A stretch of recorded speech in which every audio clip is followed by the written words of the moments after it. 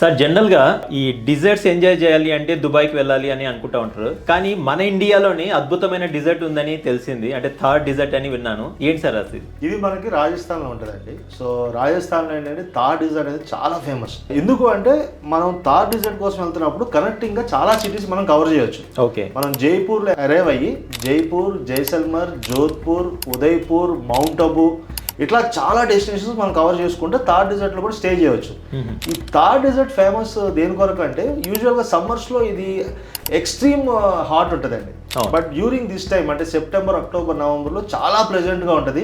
Evening మీకు sky gauging కానీ మొత్తం ఓపెన్ డిజర్ట్ కాబట్టి మీకు నైట్లో ఈ స్టార్ గేజింగ్ కోసం చాలా క్రేజ్ అనమాట. సో మనం ఈ థార్ డిజర్ట్లో ఏంటంటే మీకు క్యామెల్ రైడింగ్, ఈవినింగ్ మీకు మంచి Rajasthani style dinner, music, night camping, stay, చాలా సేఫ్టీ, చాలా లగ్జరీగా మీకు ఈ థార్ డిజర్ట్లో స్టే ఉంటుంది. Wonderful experience, one must visit అండి. ఒక డిజర్ట్లో కింగ్ లాగా లైఫ్ ఎంజాయ్ చేసి రావాలంటే ఖచ్చితంగా రాజస్థాన్లో ఉన్న థార్ డిజర్ట్ మనం విజిట్ చేయాల్సిందే. బడ్జెట్ ఫ్రెండ్లీ ఉంటుందండి ఇది?